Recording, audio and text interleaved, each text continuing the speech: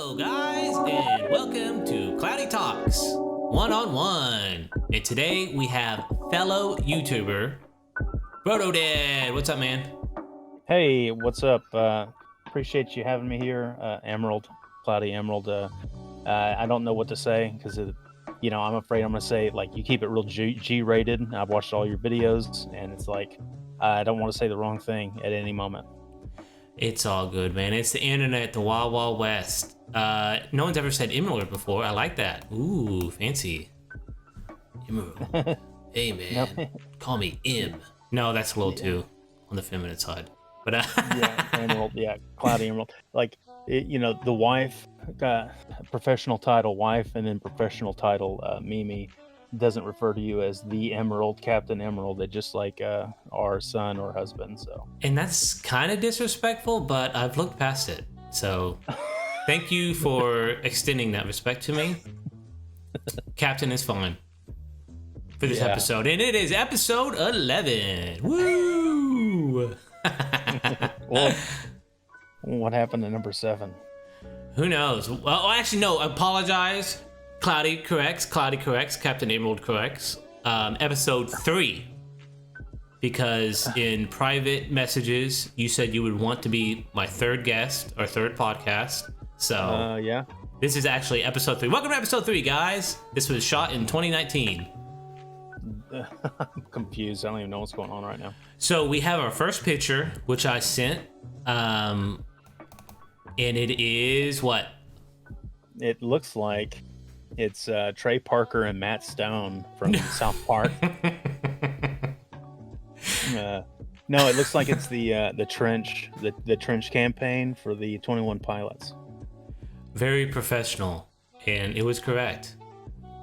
Yeah, so this is 21 Pilots. I asked my wife, quote unquote, and I was like, "What do you think of when you think of Protodad?"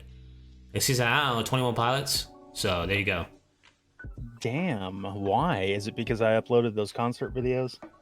Probably, and I don't know, you like it, and she likes it a lot. Actually, did you go to the one in Tulsa? Yeah. Yep, the BOK Center. So you probably passed her and gave her like a shifty glance. You mean she went to the same concert and she left you at home and I took my wife and kids and she had a good time and we had a good time separately and you weren't there? 100% how I want it. Wow. Okay. Yeah, she took a little friend at work because she had like this little work friend. I guess she always knew, but she went to like a different time slot and she started getting like real close to her. And yeah, they were like freaking out about this concert. And I'm like, I do not want to spend $200. No offense, but yeah, you go, you have fun, have a girl's day out. And so they like drove up there. Wait. Was it Tulsa or was it the one in OKC? I think it's the one in OKC. I went to the one in Tulsa at the BOK Center. I think it was 2 years ago this coming November. OKC, Nevada, by the way. Tulsa, California. Yes, I think that's the one you did go to. Yeah, Tulsa, California. Yeah, we went to Middletown, Mexico as well. Ooh, heard they have really good heroin. But yeah, so this is a little picture of them. And behind them, I guess, is the car that's like on fire. That's their whole thing.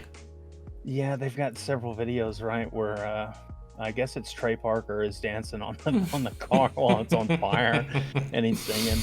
I can't tell which one's which, but one of them sings and plays the harmonica, and it's sad. All the other instruments, and he's like whiny and sad and brilliant, and then the other one plays drums and just looks extremely handsome. True, someone got screwed. Someone got the shitty end of the genetics fucking stick in that duo. And that's the thing, my wife always like, they had a car and it started and they lit it on fire and blah blah blah. I'm like, but they didn't have an actual car and they didn't actually light it on fire, right? No, that was all a stunt, man. It was a stunt man, actually, not a car. But it was a car that was on fire though, right? Yeah, I think it probably was a husk of a shitty vehicle. They probably took the engine out of it, and they probably sold it on eBay. Funny thing was, is I didn't believe her until I saw your video, and I was like, it's an actual car on fire. I don't know why. I didn't believe You mean wife. you mean on the concert they Yeah. lit a car on fire? Yeah, they did that in your video. Oh God, I was there and I don't remember that. Yeah, that's how they started it. They had like a car, they lit it on fire, and I think they went right into jumpsuit. I'm not really sure. For anyone who's not a 21 Pilot fan, too bad. It's what we're talking about, okay? It's Proto. Yeah, he don't Cloudy doesn't like the 21 Pilots. I like them just fine. Like what I think is cool about the 21 Pilots, not their latest stuff. Their latest stuff I'm not really digging right now, but what I think is really neat is that my kids, being young adolescents, at the time they were probably like 9 and 11, turned me on to 21 Pilots. I never heard of them before.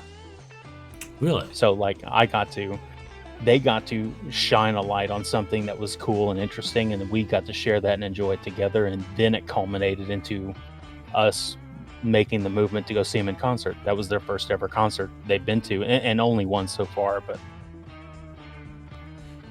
That's awesome. Yeah, that's honestly really the cool thing about, having kids is, you always think, and that's kind of true, like, oh, hey, I'm going to show my kids cool stuff from the 90s, like we talked about in the future episode 10. yeah. And be sure to tune into that. But, you know what I mean? But then they show you weird stuff like Wiki La Rat, which is also in a future episode. And it's like, what is this? What? Like, how did they like cultivate this culture in BS from the internet, and then they show you, and it's like, oh, that's kind of weird. Yeah, and then like you don't get it and they're into it, and then you've got to like kind of get into it because they're excited about it. And then after a while you find out actually you are into it because it's not something that's so foreign, it becomes a part of you. Yeah, so like same thing with Five Nights at Freddy's, right? Yeah, Right. definitely. So that was a big phenomenon that swept the young people culture, and I had to become a part of it. So we bought like all the video games and played them and stuff. Yeah, we definitely skipped video games, but we had a bunch of T-shirts and toys and all that junk. Lore. And then like the big thing now is like the music videos. My kids are huge into music videos. So every new indie game or new game that comes out, that like they have like 5 creators that make music, and then they shoot out the new music video, and it's actually really good. Like, I really like it. Like JT Machinima, they're kind of like a part of Rooster Teeth, which I kind of knew before them. But they did this, oh my gosh, what's the stupid game with the Bandicoot? Crash Bandicoot. What's the character with that's a literal Bandicoot? What's his name? But yeah, and man, JT Machinima. So check it out, Cloudy fans. Look up JT Machinima Crash Bandicoot song. It's actually pretty good, and we used to listen to it like every morning. And I think my niece listened to it a lot. I want to say, or some BS like that. I don't know. It's pretty good. Yeah, link it in the Discord later. 100%. So the next photo we have, and this is what I think of when I think of Proto Dead, booze. Damn. So you see the Malort? Yeah. What is Malort? Malort is a liqueur from Chicago, right? Chicago. And I don't know where from Chicago, but I was watching this, talking about my YouTube channel, and it became like this huge thing and this whole lore between this YouTube channel because someone sent them a bottle, and apparently it's like an extremely disgusting, like burnt wood tasting liqueur. And they would go around and torture themselves and get drunk off of it and drink and like throw up all over the place and do like challenges and stuff. And it was like a half a year span of just like YouTube content where it would like sneak into their videos, and they'd be like, no, please God, and then they would drink it. So I would totally love for you to do a booze review, because Protodead, as I mentioned earlier, is a YouTuber whose channel, just to real quick go through it, like you used to do a bunch of like EFT videos, Escape from Tarkov. You kind of always been on the like the indie kick type of videos. So if y'all are interested in any like indie games or video game content, but even now you're doing a lot more like TikToks, right? Well, yeah. I mean, I kind of just I go where the wind blows me or whatever. But I got the idea on TikTok. I got the idea that I wanted to share some alcohol that I drink because I can't do marijuana because I'll lose my job forever, and I can't do anything to disconnect from reality. So I know that you're a pretty straight laced guy. You don't do any. You don't really get too intoxicated, or you're not really interested in that sort of stuff. But me myself, man, I got to disconnect from reality just a little bit every now and again, man, or else I'll go insane. So alcohol is unfortunately the only thing I can really turn to. So I sip a little bit of alcohol at the end of the day, maybe once every 3 days or so, just to unwind and unpack and kind of let loose a little bit. And I have a gift, and the gift is I can just drink the alcohol with nary a cringe face. No. So I figured that I'd go ahead and just flex that muscle on TikTok. So pretty much the idea was like I'll pretend I'm doing a review, but what I'm actually doing is showcasing that I can guzzle alcohol. Oh, I guess that went over my head because I do think that is something to where you drink straight from the bottle. Like if you guys look up his YouTube channel, he has a bunch, and that is something to me to where it's like I could never do that. I drink one beer and I get tipsy, I get lightheaded. So yeah. I definitely do think that's a feat, but I don't know. I like the review type thing, like food reviews, liquor reviews, blah blah blah, which I don't think many people really do liquor reviews. So, and that's if I'm not mistaken, one of your more popular series, right? Yeah, there seems to be a lot of people because they're so short. So like TikTok's format is 60 seconds, or it was until recently. They upped it to 3 minutes for whatever reason, but which is what killed mine. Yeah, so since it's like goldfish span, attention, memory or whatever, and that's what TikTok is. It's just like scroll.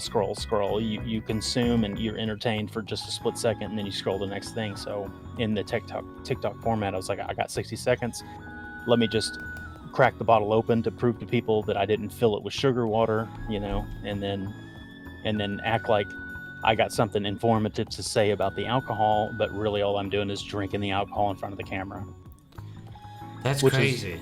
Which is what I'm going to do now, but in front of the microphone. I thought it was a legit review thing. Okay, that's still cool. Well, I mean, after I did the first couple, it was like, I need to learn how to talk about the alcohol. Because every alcohol is a little different. Yeah. And I don't know what to say about it other than it tastes like shit and it fucks me up the way I need to get fucked up, and that's the end of the story. Well, cool. Well, yeah, booze reviews. Y'all check it out.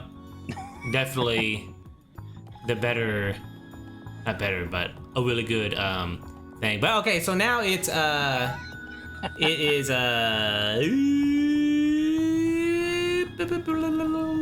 is time for cloudy advertisement. So Proto, I sent you the email of sporks and stuff. So why don't you start at the ad? Sporks and stuff. Yeah, this is time for Raid Shadow. Wait, hold on. Raid Shadow Legend. No, I'm interrupt the Raid Shadow Legends thing for actually. You need to get sporks, and you need to get the stuff that goes along with sporks. And all you got to do is subscribe and like the video that Cloudy Emeralds has put out here to get your free spork in the mail. That's right. Go to Spork and Stuff / Captain Cloudy. They changed it just for me. And get 10% off of Sporks and Stuff. Thank you, ProtoDead. And thank you, Sporks and Stuff. Spork and Stuff. Sweet. Now, time for the third picture, which is like a really weird picture. Like I kind of looked this up like last second. I have no idea. But it's painting, and it just so happened to turn out to be Pokemon, which is kind of weird. Yeah, I'm looking at it now, and if you hadn't told me that, I would tell you it was a gender-swapped Peter Pan story about, instead, I don't know, man, I got no idea, in Venice? Yeah, it's because very there's Venice-y and it's very Pidgeotto like. And oh, is what's that a Pidgeotto? Pidgeot in the back? Or is that Pidgeot? I think that's Pidgeot. I don't know what a Pidgeot is, man. Oh, come on, Proto. You grew up in the Yeah, 90s. you you liar. No. Is that like so I guess it's like a pigeon that evolves into four different stages, right? Like every other Pokemon. Bird type Pokemon. It is number 4. Is it number 4? I think it's number 10. And it only has Is this 3 stages. Hello. um yeah, duh. I mean, you play Pokemon Go, right? Uh Jeez, Louise. Man, I don't know, dude. I didn't do Pokemon. I know there's like a whole bunch of video games and stuff. I didn't do Pokemon. Well, I was trying to look up art, right? And I found this really cool one that I would like. I don't know if you'd like it, but it was like super low resolution. Maybe I'll just throw it in there just because. Probably not. I'm not going to do that. But I just saw this one because I know your little, what is that called? Thumbnail is your artwork, right? Yeah. I did some oil painting for a while when I wasn't really doing video game stuff. And I've always been kind of an artistic fella, and I recently discovered that video editing really tickles that creative itch because anything that I mess up, like when you're an artist, when you're a creative person and you're trying to create art, there is a struggle, and you have to understand that the majority of people are consumers of art and entertainment. There's like less than 1% of people actually produce the consumable entertainment, and the other 99% plus is the ones that consume it and judge it and critique it and love it and cherish it and all this other stuff. So when you're a creative person and you're creating art, sometimes you put a tremendous amount of pressure on yourself to maybe to accomplish the art or maybe to execute. And I found that instead of the fear becoming such a detriment to me moving forward, the fear of failure, which is something that I think all artists struggle with, because either they're consumed with fear and they don't finish a piece, or they abandon the project and move on to the next thing. There really is no two other options, because every work that an artist completes, they'll tell you that they had to abandon it because they didn't finish it. Even though it may look finished, it's actually not. They had to give up because they couldn't perfect it. So what I found, the point is I found in video editing that every time I fucked up, I can just hit Control Z and undo my last mistake. So it became much easier for me to create and express my artistic uh, um, funny bone or whatever to Yeah. tickle, and and that really that made it easier for me just to get into that. You know, Huh. So yeah, I've never. Don't think I've ever heard the whole. You said something about. Oh my gosh. You have to discard, or what'd you say? abandon. Abandon. Yeah. Say that again. Yeah, so every artist, like painters and poets, maybe, or like Stephen King writing a novel, like any artist that creates art, the finished work that you consume, the person responsible for finishing it, they had to abandon. At one point, they had to be like, "Dude, that's it. I can't open it back up again. I can't open the proverbial file and edit no more, dude. I got to hit export and it's done." Because they can never achieve that perfect vision Hmm. of that work.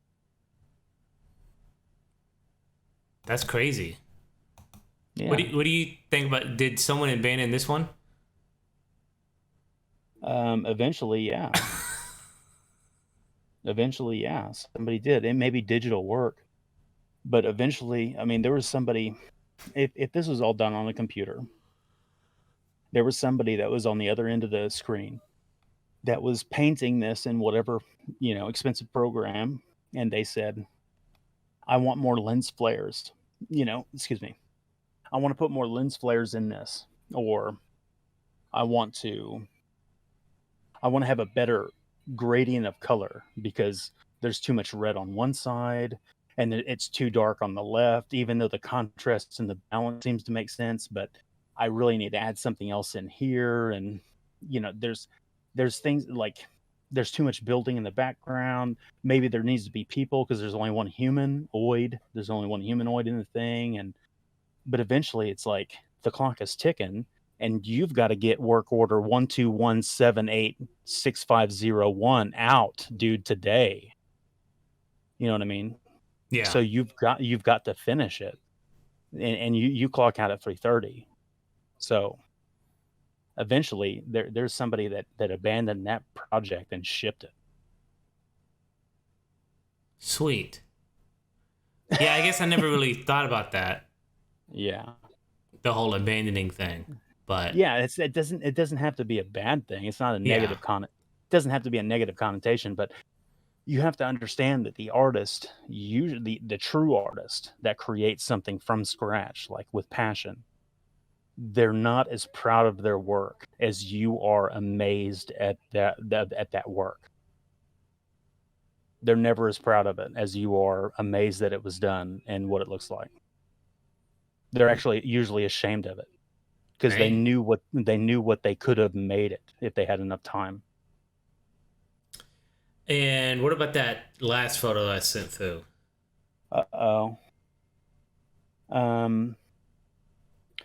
This is actually a perfect piece of art.